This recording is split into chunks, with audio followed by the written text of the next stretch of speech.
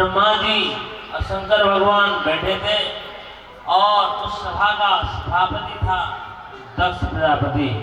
वहां सुर असुर, देवता और असुर दोनों बैठे थे और उसी समय में दक्ष प्रजापति जब सभा में प्रवेश किया तो सब के सब उठ के खड़े हुए अभिवादन किया, लेकिन शंकर भगवान न हाथ जोड़े न मुख से कुछ बोले।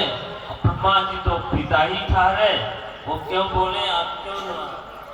तो ब्रह्मा जी की तो बात ही नहीं है।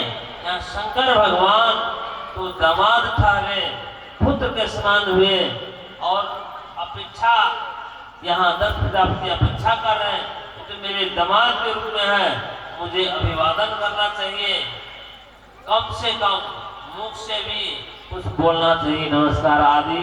लेकिन कुछ भी नहीं बोला और बहुत क्रोधित हो गया दक्ष प्रजापति। यह कहते हैं युतेविरंतम सर्वं च भाषा चित्तजेत्सा दक्षो भगवान सत्ता अजम लोक गुरुं नत्वा निषादतवदागया प्रांगसन्नं ऋणं दृष्ट्वा नाम सत् अनादृता। शंकर भगवान जो कुछ नहीं बोले, अगर नहीं किए, इससे वो क्रोधित होकर के बोलते हैं, हे सभासदों सुनो, श्वेतां ब्रह्मर्षियों में सहदेवा साग्य, हे देवताओं, हे अग्नियों, सभी सुनिए, मैं कोई अज्ञान से, कोई मान मत्सर से, अभिमान से नहीं बोलता हूँ।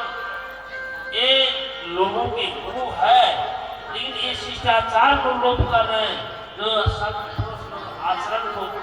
आसन कर रहे हैं, जो बड़े आने पर उनको अभिवादन करना चाहिए। लेकिन ये तो संपूर्ण लोकपालों का यश को नष्ट करने वाला जो सब कुछ लोग आसन करते हुए इस पंथ को एक सिद्ध कर रहे हैं, ये तो मेरे शिष्य के समान है, पुत्र के समान है। ये हाथ से कुछ नहीं, देश में शिष्टाम प्राप्तो जन्मे तो अग्रहित, मेरे पुत्र को पानी ग्रहण किया, मेरे शिष्य के समान है, फिर भी उसने कुछ अभिवादन नहीं किया। प्रतिष्ठान अभिवादन हे वार्ता की अकृतम, वाणी से भी कुछ नहीं बोला।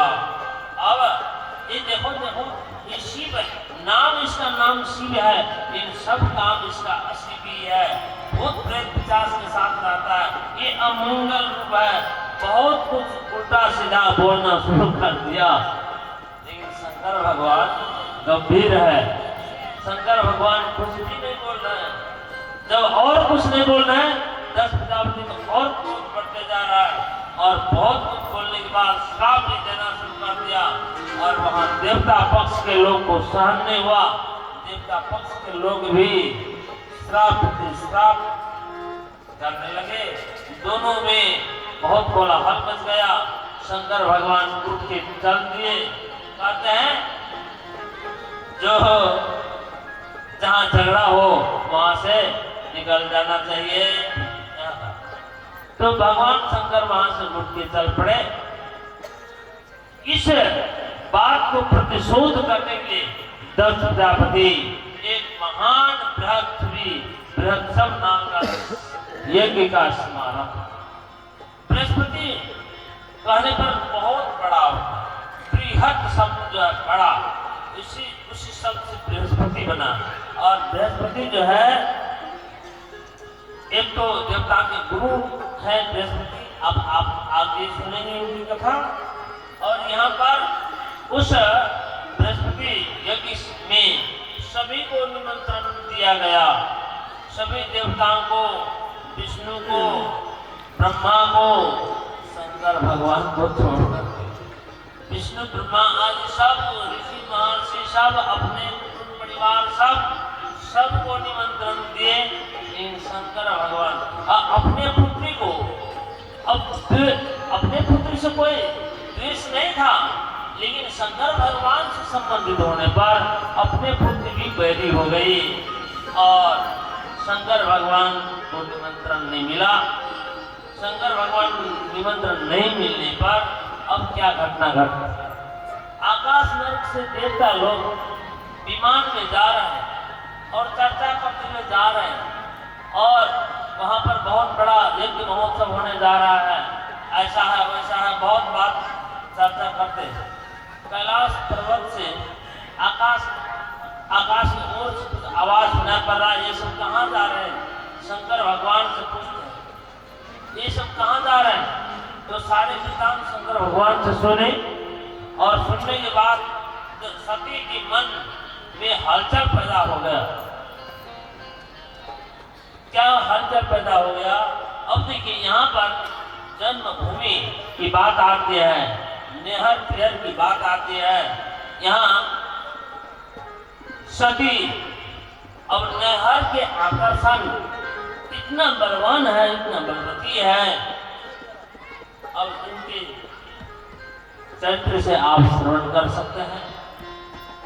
जब सती ये बात सुन ली तो सती कहती है शंकर भगवान से, एक प्रजापते ससुरस्य सांप्रतम निर्यापितो यज्ञ महोत्सवग्र उजम तत्राभिसराम वामते यदा चितामि मुदाभ्यन्ति।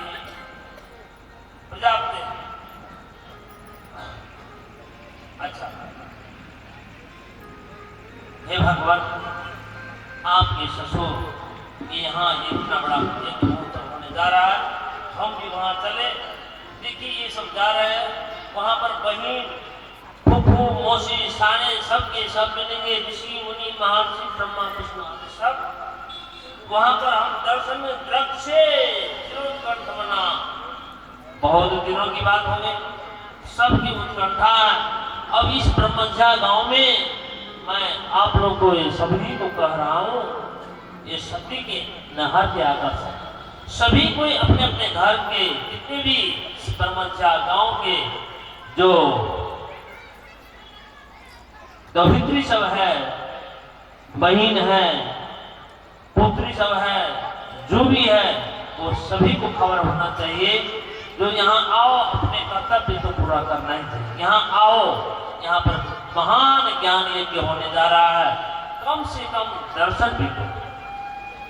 उसी बात को यहाँ पर कहते हैं, जब सती ने प्रश्न किया शंकर भगवान से कि हमें चलना चाहिए, और फिर शंकर भगवान मौन शरण के लिए कुछ नहीं बोल रहे। सती के अपने मन में बात भगवान की प्रेरणा से प्रकट हो रही है। सती के मन में आया, हो न हो निमंत्रण नहीं मिला है, इसीलिए भगवान कुछ नहीं, क्योंकि नीति कहता है कि बिना निमंत्रण के नहीं जाना चाहिए। नीति ये कहता है कि बिना निमंत्रण के नहीं जाना चाहिए। तो इसीलिए शंकर भगवान कुछ नहीं बोल रहे हैं। अच्छा, अब यहाँ कर रहे हैं कथम सुताया। ये श्लोक बहुत महत्वपूर्ण है, आप लोग ध्यान से सुनिए। जीवन में उतारने की चीज है, ये सभी के लिए है। ये जीवन में उतारने का श्लोक सती कहती है, कथम सुताया पितृगेह कौतुकम निशम देह सुरवर्जनिंगलिं अनाहुतापि अभियन्ति सौहृदं भर्तुर्गुरुर्देह कृतस्थकेतना। इस श्लोक के अनुवाद रामायण में आप लोग जब पढ़ेंगे, सत्य और दशरथ के बाद ये ठीक इस श्लोक का अनुवाद वहां पर रखा हुआ। यहाँ कहते हैं, हे भगवान, जब पिता के घर में कोई यज्ञ महोत्सव हो और उनकी पुत्री को यदि मालूम हो जाए तो उनकी पुत्री के अंग में कंपन नहीं हो, ऐसी कोई संभावना नहीं। जो उनकी पुत्री के अंग में इतना तरंग उत्पन्न होता है कि इस बात को कौन कर सकता है।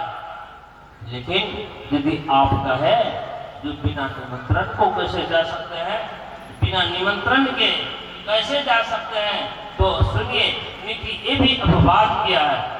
अनाहुता अभी अभियंत सौहृदम, अनाहुता बिना बुलाए भी जा सकते हैं, ऐसा भी अपवाद नियम है। नियम ये है कि बिना निमंत्रण को नहीं जाना चाहिए। लेकिन अपवाद नियम ये भी है कि बिना बुलाए भी जा सकते हैं कहाँ कहाँ, ये भी बात आप सुन लीजिए। अनाहुता अभ्यभियंत सौहृदम भर्तु गुरु देह तस् कीर्तनम। भर्तु पति के घर, गुरु के घर, और जो देहकृत माता पिता के घर, और जो सौहृद है, मित्र है, अपने ही हैं, वहाँ शून्य मात्र से भी जा सकते हैं, आपके अधिकार है।